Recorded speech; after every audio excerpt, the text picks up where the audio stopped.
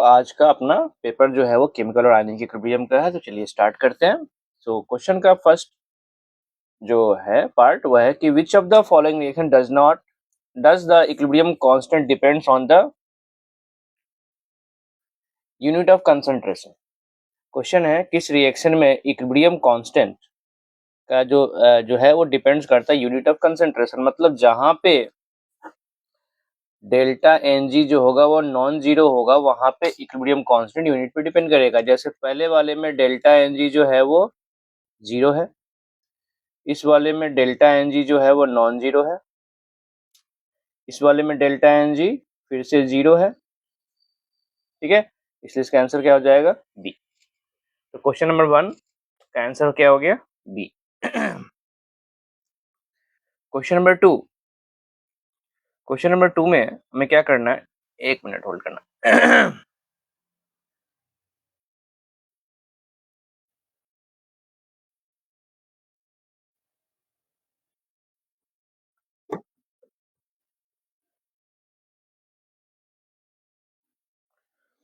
The concentration of oxides of nitrogen are monitored in air pollution at 25 degrees C. The equilibrium constant for the reaction. अब देखो इस reaction का ये equilibrium constant है, ठीक है, और इस रिएक्शन का ये दिया हुआ है।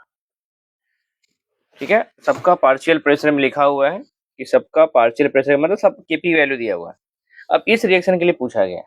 अब इस रिएक्शन को बनाने का मतलब है, इस रिएक्शन को बनाने का मतलब N2 चाहिए हमें। N2 कहाँ पे है? यहाँ पे है, और ये हाफ N2 है, ये N2 है, मतलब इसको हमें क्या करना पड़ेगा? 2 से मल्टीप्लाई करना पड़ेगा। ठीक है, और हमें NO2 चाहिए, NO2 यहाँ पे है, इसमें भी 2 है, मतलब इसको भी हमें 2 से मल्टीप्लाई करना पड़ेगा। ठीक है, और डायरेक्टली ऐड करना पड़ेगा, मतलब हमें यहाँ पे 1.3 into 10⁻6 to the power 2 into 6.5 into 10⁻16 to the power 2। देखा जाए तो यहाँ से ये 10⁻12 आएगा और यहाँ से 10⁻32 आएगा, मतलब 10⁻20, और उसके बाद यहाँ पे 13 का स्क्वायर हो गया 1.69, और 6.5 का स्क्वायर कहीं न कहीं 36 और 49 के बीच में आएगा, मतलब कहीं 40 के आसपास आएगा, इंटू 10⁻20। तो हमें 10 का पावर -20 के आसपास वाले ऑप्शन को पकड़ना है, और वो कौन सा ऑप्शन है? ये आंसर है। बाकी कैलकुलेशन करो, आ जाएगा आपका आंसर, ऐसे ही कुछ आसपास में आएगा। तो बेसिकली आपको 2 रिएक्शन करना था, 1 को 2 से मल्टीप्लाई करना था, 2 को 2 से मल्टीप्लाई करना था, और उसको जस्ट ऐड करना था। Question number 3, for the following equilibrium N2O4 to twice NO2 Kp is equal to Kc। अब इसके लिए क्या है? Kp is equal to Kc into RT to the power 1, यही है। तो कभी भी अगर आपका डेल्टा Ng का वैल्यू 1 हो और Kp Kc को बराबर करना हो, तो हमेशा याद रखना जो T होगा that is equal to 1 by 0.0821, that जो कि 12.18 केल्विन आता है। आंसर क्या हो जाएगा? B. Question number 4, a sample of pure PCl5 was introduced into a evaporated flask at 473 Kelvin. After equilibrium was attained, concentration of PCl5 was found to be 0.05 मोल पर litre and Kc दिया हुआ है। देखो, तो अगर PCl5 इतना है, PCl5 was found in this, तो ठीक है, यहाँ पे does PCl3 and Cl2 are, तो बेसिकली ऐसा है कि Kc is equal to concentration of PCl3 into concentration of Cl2 by PCl5, यही लिखना होगा। तो आपको Kc दिया हुआ है, PCl5 दिया हुआ है इक्विलिब्रियम पे, इसको मान लो कि ये कुछ x है, तो ये भी x ही होगा, बिकॉज अगर ये x बनेगा तभी तो ये x बनेगा। तो x is equal to basically क्या है? Kc into concentration of PCl5 square root, आपको ये निकालना है। तो दोनों बराबर होंगे। चलो Kc का वैल्यू पुट कर देते हैं। Kc कितना है? 8 इंटू 10⁻³ और PCl5 कितना दिया हुआ? 0.05। ठीक है, मतलब ये हो गया 4 इंटू 10⁻⁻4, तो ये आपका हो जाएगा 2 इंटू 10⁻⁻2, दैट इज 0.02 हो जाएगा। तो ये वाला भी आंसर हो जाएगा, 4 का आंसर भी हो गया। 5. Given the reaction, if 1 mole of each of A and B are taken in 5-liter flask at 300 Kelvin, 0.7 mole of C is formed. ठीक है, देखो इक्वेशन है A plus B to C plus D. ठीक है, 1 मोल लिया था A और B का और ये सब जीरो थे. इक्विलिब्रियम पे ये 0.7 हो गया तो ये भी 0.7 होगा और ये कितना बचेगा फिर 0.3 बचेगा. वॉल्यूम 5 लीटर है, डिवाइडेड बाई 5 कर लो. अब यहां से हमें क्या मिलेगा, Kc मिलेगा. तो Kc is equal to 0.7 into 0.7 by 0.3 into 0.3, 0.3 into 0.3 that is 49/9 आएगा Kc. अब उसने लिखा है कि अगर मोलर कंसेंट्रेशन सबका इक्विलिब्रियम सबका अगर हम 1 मोल इनिशियली ले ले तो देखो जब भी सारे ही रिएक्टेंट और प्रोडक्ट का वैल्यू आपको 1 दे दे, इसका मतलब है आपको पहले Q निकालना है. और अगर सबका वैल्यू 1 है तो Q का वैल्यू भी 1 होगा. ठीक है, और Q अगर 1 है, Q रिएक्शन कोएफिशिएंट अगर 1 है, कैसे आएगा, तो इसके कंसंट्रेशन को मल्टीप्लाई करो डिवाइड इस बाय इसका, बिकॉज सबका क्या लिया हुआ है 1 मोल लिया हुआ है. Q और 1 है तो मतलब ये लेस देन Kc हो गया, मतलब रिएक्शन कहाँ जाएगा, फॉरवर्ड डायरेक्शन में जाएगा. और रिएक्शन अगर फॉरवर्ड डायरेक्शन में जाएगा तो फिर ऐसा हो जाएगा A plus B to C plus D. Initially लिया था 1 1 1 और 1, तो फिर ये हो जाएगा 1 माइनस एक्स, 1 माइनस एक्स, और ये हो जाएगा 1 प्लस एक्स, और ये हो जाएगा 1 प्लस एक्स. वॉल्यूम तो सब में बराबर ही है तो कैंसल आउट ही होना है.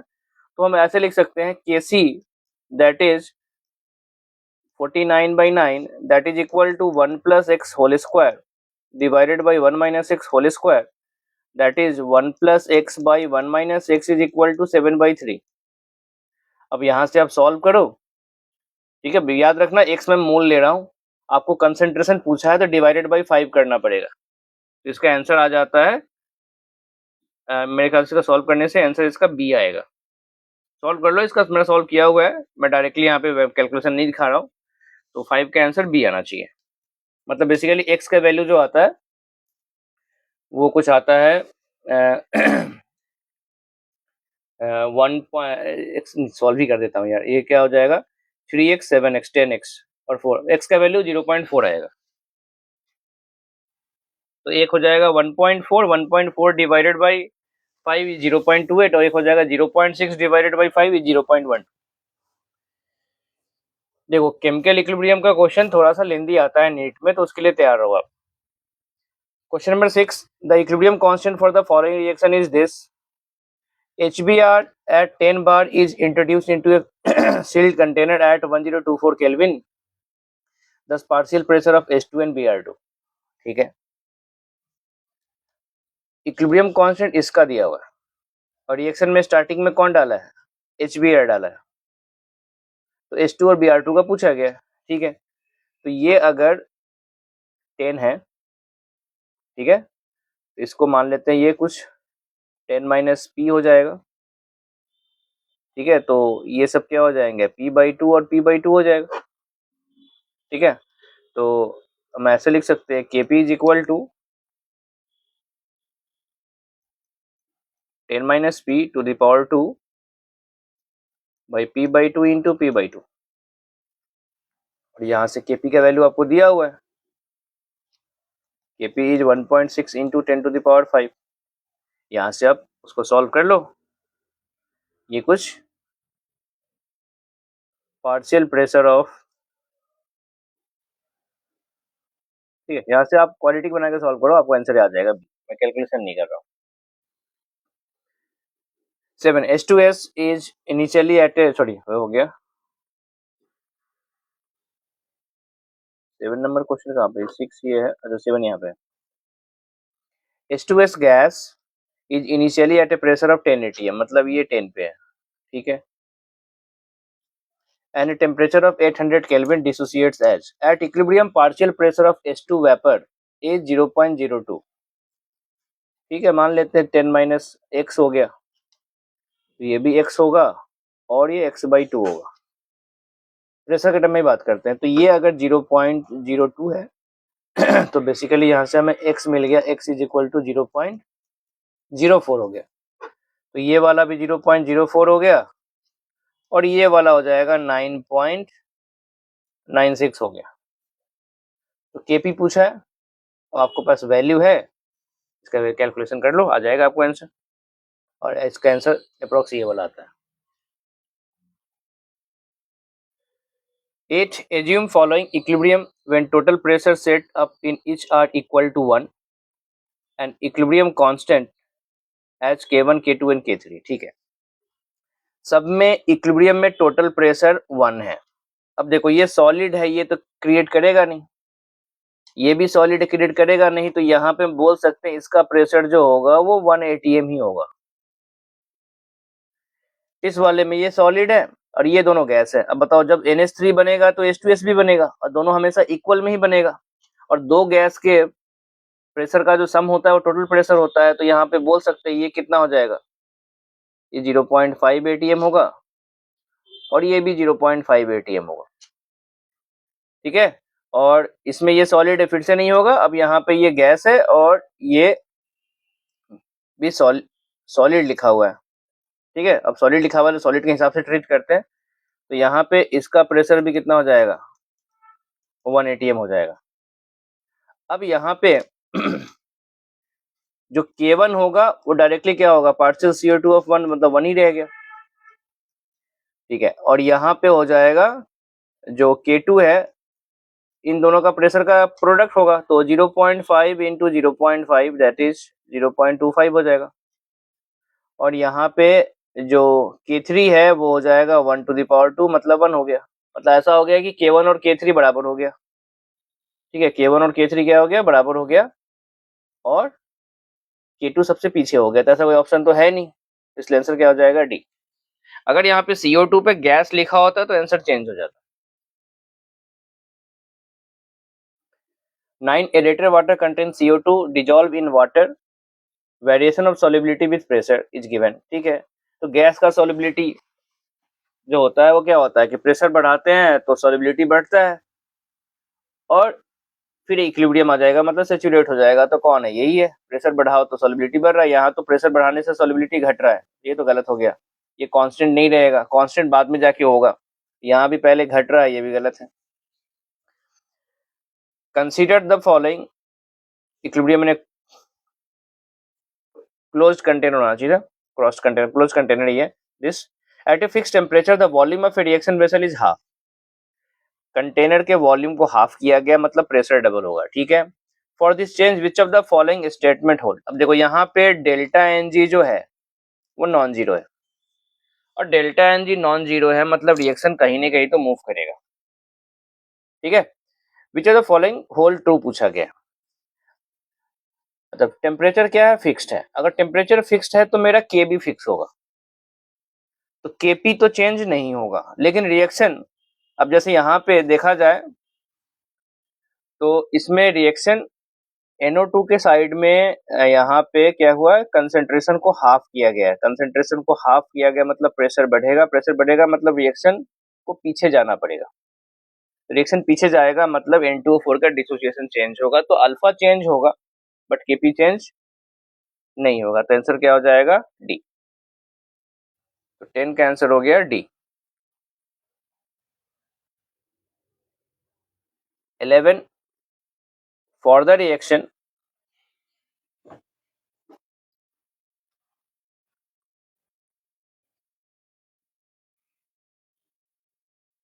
11 for the reaction SO2 plus half O2 SO3 if Kp is equal to Kc into RT to power x, where the symbol have usual meaning। x मतलब delta n जी है, तो पूछा x का value क्या हुआ, तो डेल्टा एन जी यहाँ पे क्या हो जाएगा, delta n g is equal to 1 minus 3/2, मतलब माइनस हाफ हो जाएगा। तो आंसर क्या हो जाएगा, बी हो जाएगा।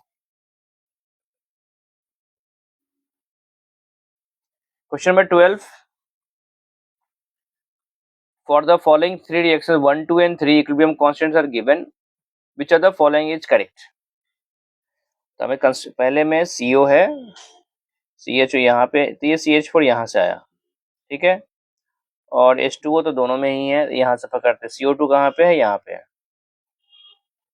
ठीक है, और कहीं पे कोफिशिएंट चेंज भी नहीं हो रहा है, मतलब K3 को करना है, मतलब 1 + 2 कर देंगे, फर्स्ट और सेकंड को ऐड कर दे तो हमें थर्ड मिल जाएगा। सो K3 = K1 × K2, यही होगा।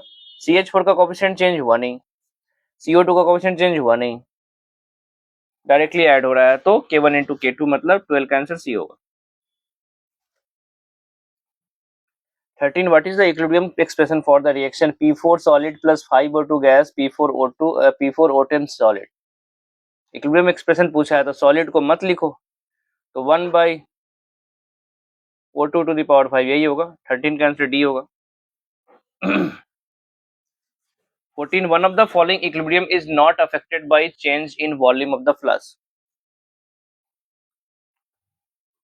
One of the following equilibrium is not affected by change in volume of the flux. Change in volume से फर्क नहीं पड़ना चाहिए, मतलब उसको प्रेशर से फर्क नहीं पड़ना चाहिए। बिकॉज वॉल्यूम चेंज करने से क्या चेंज होगा, कंसंट्रेशन चेंज होगा या प्रेशर चेंज होगा। तो गैस के केस में हमेशा प्रेशर की तरह सोचो, तो वॉल्यूम चेंज होने से प्रेशर चेंज होगा, और प्रेशर चेंज होने से रिएक्शन को फर्क नहीं पड़ रहा। ये तभी होगा जब डेल्टा एन जी 0 होगा, और delta n g third option के लिए 0 है। इसलिए आंसर क्या हो जाएगा, C. 15 for the reaction N2 + 3H2 twice NH3, delta H is this, the concentration of H2 at equilibrium will increase. Reaction exothermic है, ठीक है, रिएक्शन एक्सोथर्मिक है और हमें H2 को इंक्रीज करना, मतलब रिएक्शन को पीछे लेके आना है। तो रिएक्शन को पीछे लेके आना है मतलब आप टेम्परेचर को बढ़ा दो। तो पहले लिखा टेम्परेचर इज लोअर्ड, गलत हो गया। Volume of the system is decreased, तो वॉल्यूम अगर हमने डिक्रीज किया मतलब प्रेशर बढ़ेगा, और प्रेशर बढ़ेगा तो रिएक्शन उधर जाएगा जिधर delta n g less than 0 है, मतलब फॉरवर्ड डायरेक्शन में जाना चाहिए। बिकॉज फॉरवर्ड डायरेक्शन में डेल्टा एन जी 0 है, एज लेस देन 0 है, ये गलत हो गया। N2 is added at constant volume, गलत। N2 तो रिएक्टेंट है, रिएक्टेंट बढ़ाओगे तो रिएक्शन आगे चला जाएगा। और NH3 इज एडेड, ये सही है। NH3 बढ़ाएंगे तो रिएक्शन पीछे जाएगा, और पीछे जाएगा तो H2 मिल जाएगा, तो आंसर क्या हो जाएगा, D. 16 in chemical reaction A to B the system will be known in equilibrium when rate of change of A to B and B to R same होगा। जब रेट ऑफ फॉरवर्ड और rate ऑफ backward same होता है तभी होता है, otherwise नहीं होगा। 17 इन ए 2 step exothermic reaction A2 + B2 3C, 2 step है, ये 1 है और ये 2 है। डेल्टा H नेगेटिव है दोनों के लिए, ठीक है। अब देखो डेल्टा H नेगेटिव है और आगे जाना है, तो 1 और 2 को अगर फेवर करना है, आगे जाना, मतलब आपको टेम्परेचर कम करना पड़ेगा। तो पहले देख लो कहाँ कहाँ पे टेम्परेचर कम है। हाई टेम्परेचर तो गलत हो गया, लो टेम्परेचर सही है, और लो टेम्परेचर है, लो टेम्परेचर है, लो टेम्परेचर है, और हाई है, तो ये तो गलत हो गया, तो 2 ऑप्शन तो गया। अब अगर मैं फर्स्ट स्टेप में देखूँ तो फर्स्ट स्टेप में डेल्टा एन जी जो है, फर्स्ट स्टेप में डेल्टा एन जी 3 - 2 मतलब पॉजिटिव है, ग्रेटर देन 0 है, और सेकेंड स्टेप में डेल्टा जी क्या है, लेस देन 0 है। तो अगर फर्स्ट स्टेप को आगे ले जाना है तो हमें प्रेशर को कम करना पड़ेगा, और सेकंड वाले को आगे ले जाना है तो हमें प्रेशर को बढ़ाना पड़ेगा। तो पहले वाले में लो प्रेशर, दूसरे वाले में हाई प्रेशर, तो यहाँ लो है और यहाँ पे हाई है, मतलब यही आंसर होगा। अब इसको ऐसे सोचो कि दोनों स्टेप जो है वो सेपरेट है, दोनों स्टेप को फॉरवर्ड ले जाना है, तो कैसे ले जाएंगे, तो पहले वाले में प्रेशर कम रहना चाहिए, टेम्परेचर भी कम होना चाहिए। दूसरे वाले में टेम्परेचर कम होना चाहिए, प्रेशर ज्यादा होना चाहिए। ली चैटलिस प्रिंसिपल के क्वेश्चन को अच्छे से कर लो, नीट में बहुत क्वेश्चन आता है इससे। 18 for the reaction the equilibrium amount of CO2 can be increased by, CO2 को बढ़ाना है मतलब प्रोडक्ट बढ़ाना है। एडिंग ए सुटेबल कैटलिस्ट, नहीं, कैटलिस्ट को डालने से रेट बस चेंज होता है, इक्विलिब्रियम स्टेट चेंज नहीं होता है। एडिंग मोर लाइमस्टोन, लाइमस्टोन मतलब कैल्शियम कार्बोनेट, सॉलिड को ऐड करने से फर्क नहीं पड़ता है। इंक्रीजिंग वॉल्यूम, इंक्रीज वॉल्यूम करोगे तो प्रेशर घटेगा, और नहीं सॉरी, वॉल्यूम इंक्रीज करने से हाँ ठीक है, प्रेशर घटेगा, और प्रेशर घटने का मतलब है रिएक्शन उधर जाएगा जिधर delta n g greater than 0 होगा, मतलब रिएक्शन आगे चला जाएगा, तो यही आंसर होगा। इनर्ट गैस को कांस्टेंट वॉल्यूम पे ऐड करोगे उससे फर्क नहीं पड़ेगा, उसको कांस्टेंट प्रेशर पे ऐड करने से फर्क पड़ता है। 19 in the following reaction twice SO2 plus O2 twice SO3 the equilibrium is not attained, the rate of forward reaction is greater than that of backward reaction, दस which of the following is the correct relation between KP and QP, K और Q के बीच में कौन सा correct relation है? Rate of forward is greater than backward ऑफ बैकवर्ड। तो rate of forward is greater than backward मतलब रिएक्शन कहाँ जा रहा है? नेट डायरेक्ट रिएक्शन क्या होगा? फॉरवर्ड। और ये तभी होता है जब Q के वैल्यू कम होता है, when Q is less than K। तो आंसर क्या हो जाएगा? सी। 20 PCl5 PCl3 plus Cl2 final pressure is more than the initial pressure. इसका मतलब है रिएक्शन को आगे जाना पड़ेगा, ठीक है। और रिएक्शन आगे जाने के कारण final pressure is more than initial pressure. सही बात है, जब PCl5 डिसोसिएट होगा तो 1 मोल की जगह 2 मोल मिलेगा ना, तो हो जाएगा। आगे क्या लिखा? Delta n greater. बिल्कुल सही बात है। तो इस वाले को ये बिल्कुल करेक्टली एक्सप्लेन कर रहा है। तो आंसर क्या हो जाएगा? ए। जब भी किसी रिएक्शन में डेल्टा नंबर ऑफ मोल बढ़ता है, नंबर ऑफ मोल अगर बढ़ेगा तो आपका प्रेशर भी बढ़ेगा। 21 any precipitate is formed when value of ionic product is greater then solubility product. मतलब 21 का आंसर क्या हो गया? D. 22 the expression for the solubility product of Al2SO4 होता है तो टूटेगा कैसे? तो 2Al3 प्लस 3SO4 2 माइनस ऐसे टूटेगा। तो Al3 प्लस का पावर 2 आना चाहिए, SO4 का पावर 3 आना चाहिए। तो आंसर क्या हो जाएगा? बी हो जाएगा। 22 का आंसर बी हो। 23 the solubility of AgCl is this, it's solubility in 0.1 molar sodium chloride, ठीक है। तो KSP इक्वल टू क्या लिख सकते हैं? सॉल्युबिलिटी और कॉमन आयन कौन हो गया? NaCl। और NaCl कितना है? 0.1। तो S इक्वल टू क्या हो जाएगा? 10 टू द पावर -4। 23 का आंसर डी हो जाएगा।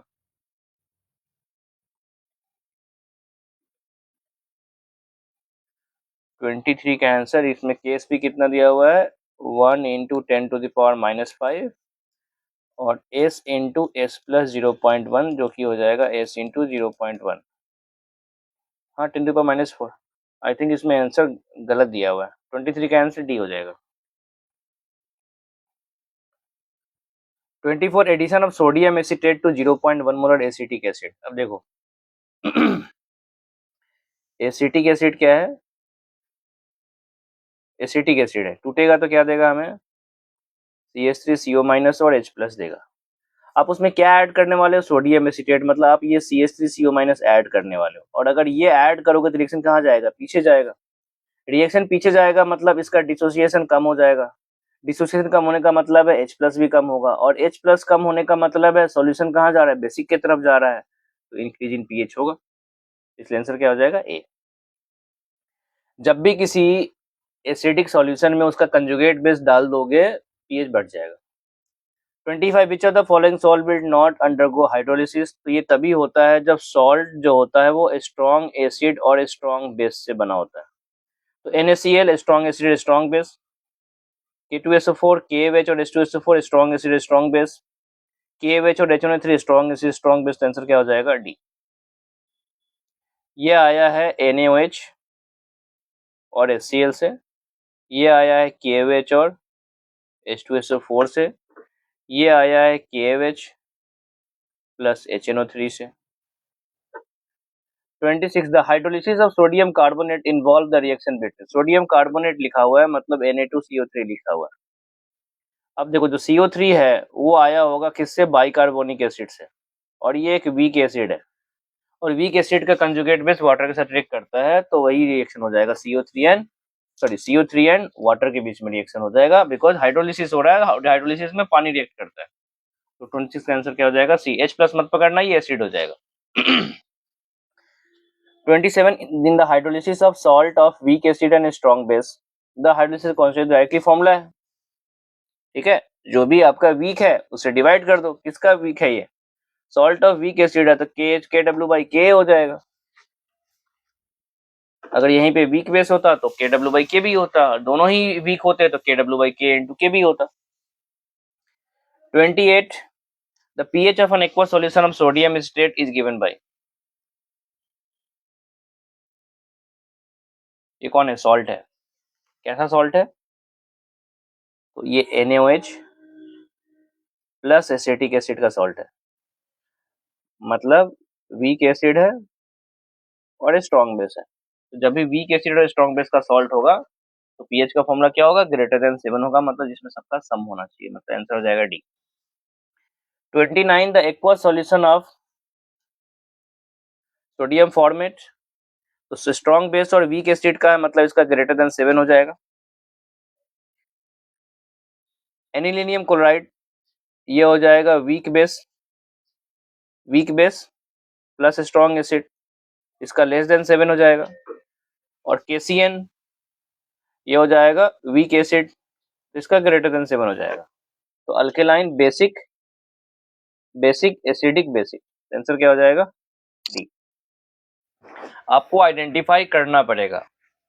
आप आयनिक इक्विलिब्रियम में कुछ पढ़ो ना पढ़ो, सॉल्ट हाइड्रोलिसिस का क्वेश्चन और बफर का क्वेश्चन कर लेना, उससे क्वेश्चन आता ही आता है। अगर उससे पूछेगा मैक्सिमम चांस वहीं से पूछने का है, सॉल्युबिलिटी का। Which one of the following salt given acidic solution in water. तो एसिडिक सॉल्यूशन देने का मतलब है आपके पास वीक बेस का सॉल्ट होना चाहिए। अब देखो इसमें वीक बेस कहाँ पे है, तो वीक बेस यहाँ पे है। अब कोई बोलेगा ये तो इन दोनों में दोनों ही वीक है, अब कमेंट नहीं कर पाओगे, आपको PA PKB का वैल्यू चाहिए। तो एसिडिक सॉल्यूशन का मतलब है weak base plus strong acid, जो कि है 31 when MgCl2 is dissolve in water. अब MgCl2 किससे आया, तो MgOH2 से आया और HCl से आया, मतलब स्ट्रॉन्ग बेस से आया और स्ट्रॉन्ग एसिड से आया। क्या हो जाएगा? 7 हो जाएगा। तो 31 का आंसर हो जाएगा A। 32 calculate the pH of A solution that contains this number of hydronium ion. अब देखो अगर इतना दिया हुआ है मतलब pH क्या हो जाएगा? 10 हो जाएगा। तो आपसे क्या पूछा है? pOH पूछा है, तो क्या आंसर हो जाएगा? 4 हो जाएगा। तो 32 का आंसर क्या हो जाएगा? A। 33 what is the pH of a 10 to the power -4 molar 10 to the power -4 molar OH minus solution if Kw is this. ठीक है, pH पूछा है, कंसंट्रेशन OH माइनस का दिया है, तो pH plus POH equal to PKW formula होता है। pH तो निकालना ही है, POH कितना हो गया? 4, PKW कितना हो जाएगा? 13.6, मतलब 9.6 आंसर हो गया। 34 which are the following will suppress the ionisation of acetic acid. ठीक है, which are the following will suppress the ionisation of acetic acid. अब एसिटिक एसिड का जो आयंस है, देखो हमेशा सप्रेस करने का मतलब है कॉमन आयन ऐड करना पड़ेगा। तो एसिटिक एसिड ऊपर में हमने वो क्वेश्चन किया था कि उसमें हमने एसिटेट आयन डाला था, तो यहाँ तो किसी ऑप्शन में एसिटेट है दिख नहीं रहा। तो अगर किसी एसिड को सप्रेस करना है तो उसका प्रोडक्ट ऐड करो, तो प्रोडक्ट तो है नहीं, आप एसिड की बात कर रहे हो। अब H प्लस कौन देगा? तो ये न्यूट्रल है, ये न्यूट्रल है और ये एसिडिक है। जब आप एसिड ऐड करोगे तो ऑटोमेटिकली वीक एसिड्स का डिसोसिएशन सप्रेस होता है, तो इसका आंसर क्या हो जाएगा? B। 35 A buffer solution can be prepared from a mixture of sodium acetate and acetic acid water. बिल्कुल सही बात है, वीक एसिड और उसका कंजुगेट बेस हो जाएगा। Sodium acetate and hydrochloric acid नहीं, ये स्ट्रॉन्ग एसिड है और ये उसका कंजुगेट बेस तो है नहीं, तो नहीं हो पाएगा। अमोनिया एंड अमोनियम क्लोराइड हो जाएगा, weak base and conjugate acid हो जाएगा। अमोनियम सोडियम हाइड्रोक्साइड नहीं, दोनों ही बेसिक है, नहीं हो पाएगा। तो आंसर हो जाएगा 1 and 3, आंसर हो गया D। 36 how much sodium acetate should be added to 0.1 molar solution of this to have a pH of this। अब देखो सोडियम एसिटेट हो गया एसिटिक एसिड का कंजुगेट बेस, और ये है वीक एसिड और ये उसका है कंजुगेट बेस, मतलब क्या बनने वाला है? एसिडिक बफर बनने वाला है। तो फॉर्मूला क्या है? pH equal to pKa plus log concentration of sodium acetate, ठीक है, मतलब उसका conjugate base divided by acid, ये 0.1 है। तो pH है आपको चाहिए 5.5, pK है 4.5, मतलब आपको 1 चाहिए, मतलब इन दोनों का रेशियो जो आपको 10 चाहिए, इसलिए कितना हो जाएगा? 10 इंटू 0.1 कितना हो जाएगा? आपको 1 मोलर मिल जाएगा। फॉर्मूला में वैल्यू पुट करो, आपको सॉल्व करना है। 37 which are the following solution can not act as a buffer. अब देखो H3PO4 NH2PO4 conjugate acid base pair है, कंजुगेट एसिड बेस पेयर है, जहां भी कंजुगेट एसिड बेस पेयर आएगा बफर आएगा। तो लिखा है कैन नॉट, लिखा है मतलब ये आंसर नहीं है। एसिटिक एसिड सोडियम एसिटेट ये भी बफर बनाएगा, मतलब ये भी आंसर नहीं है। HCl एंड अमोनियम क्लोराइड ये एसिड है और इसका नेचर भी एसिडिक है, तो ये बना लेगा, ये से बफर आप नहीं बना सकते, दो एसिड से बफर नहीं बनेगा। और यहाँ भी है Na3PO4 है, Na2HPO4, ये भी कंजुगेट एसिड बेस पेयर है, तो यहाँ से भी नहीं बनेगा, तो आंसर क्या हो जाएगा सी। बफर सॉल्यूशन बनाना है तो आपको कंजुगेट एसिड बेस पेयर डालना पड़ेगा। 38 ए सर्टेन बफर, मैंने ऑप्शन के हिसाब से बोला है, और भी तरीके हैं बफर बनाने के लिए। 38 a certain buffer solution contains equal concentration of X minus HX K for this the pH of buffer. तो pH K दिया हुआ है 10 to the minus 1, pK हो गया 8 log concentration of X minus HX दोनों इक्वल है, तो मतलब log 1 हो गया, 0 हो गया, तो pH कितना हो जाएगा 8 हो जाएगा, तो 38 का आंसर क्या हो जाएगा बी।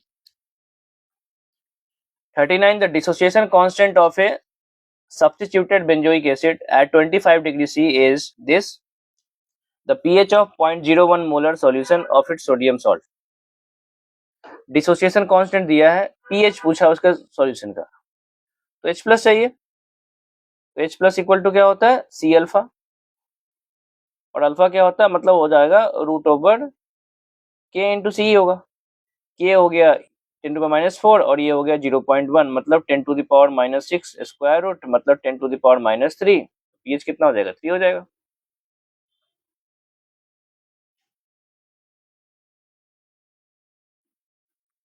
39 का आंसर सी दिया हुआ है। 39 का आंसर, एक मिनट में कैलकुलेशन चेक कर लेता हूँ। पीएच पूछा है 0.01 solution sodium salt. Okay okay okay okay, acid का सॉल्ट नहीं है ये। एक मिनट, मैंने क्वेश्चन को गलत सॉल्व कर दिया है। देखो इसमें क्या होगा, सॉल्ट देने का मतलब सॉल्ट हाइड्रोलिसिस करना पड़ेगा। तो यहाँ पे पीएच का फॉर्मूला हो जाएगा हाफ pKw मतलब 14 प्लस pK मतलब 8 plus log C। Sodium salt हो गया ना, मतलब क्या हो गया स्ट्रॉन्ग बेस और वीक एसिड का सॉल्ट हो गया, और log C का मतलब हो गया 10 to the power -2 मतलब हो जाएगा -2। तो 14 प्लस 6, 14 प्लस 6 कितना हो गया 20। एक मिनट, क्या बोला है, the dissociation constant of A substituted benzoic acid, ठीक है, pH of 0.01 molar solution, salt solution है, लिखने का इतना दिक्कत है ना, ठीक है यहाँ से सॉल्व करते हैं। तो फॉर्मूला हो जाएगा pH equal to half pKw plus log Ka plus log Ka plus, अरे आंसर तो यही होगा, क्यों होगा सही, आंसर सही दिया हुआ, क्यों, बिकॉज किसका सॉल्ट है ये सॉल्ट है वीक एसिड और स्ट्रॉन्ग बेस का, तो ग्रेटर देन 7 तो होना ही चाहिए, एक ही ऑप्शन ग्रेटर देन 7 है, तो देख के ही बोल सकते हैं। ठीक है, तो यहाँ पे हो जाएगा हाफ, ये हो गया 14 और log Ka कितना है 10 to the power -4 मतलब ये -4 होगा, ठीक है, और log C कंसंट्रेशन है 10 to the power -2,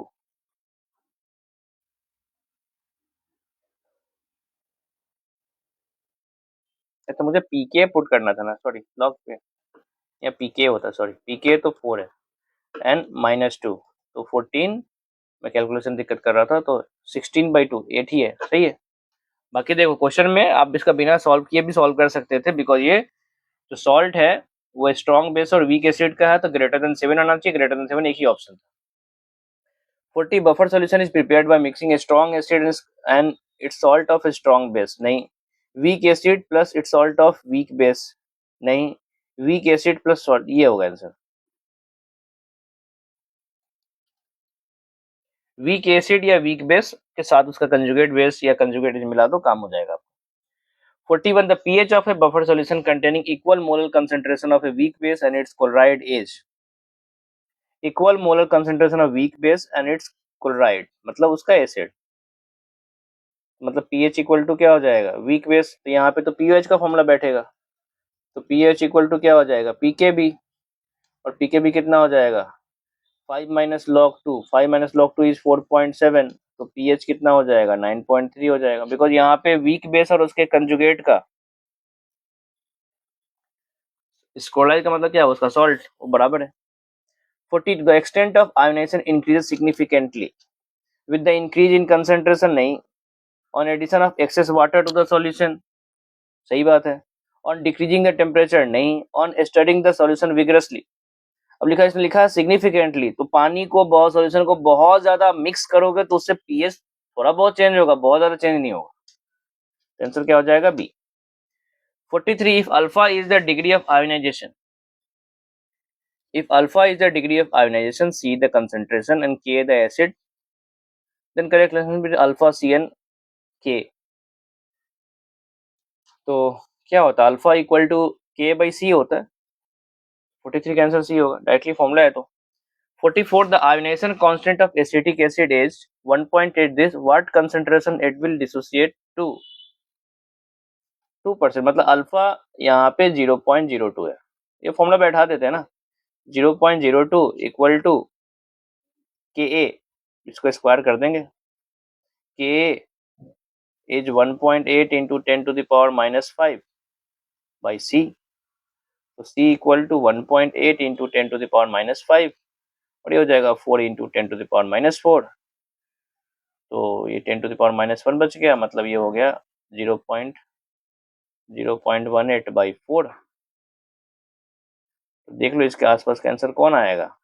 18 का आधा हो गया 0.09 और उसका भी हो जाएगा 0.045, यही आंसर हो जाएगा, बी हो जाएगा। What is the conjugate base of OH? मैं इसका कंजुगेट बेस बोला है, मतलब इसको एसिड की तरह बिहेव करना पड़ेगा, और अगर इसने कंजुगेट बेस बनाना है, एसिड बनना है इसको, देखो कंजुगेट बेस पूछा है ना, तो एसिड बन जाओ, एसिड का कंजुगेट बेस होता है। तो अगर इसको कंजुगेट, अगर मैंने इसको एसिड की तरह बिहेव कराया, मतलब H+ रिलीज करना पड़ेगा, तो क्या बनेगा? O2- बनेगा। आंसर क्या हो जाएगा? ए। तो ये था इस पेपर का सॉल्यूशन। याद रखना ये दोनों चैप्टर लेंदी होते हैं।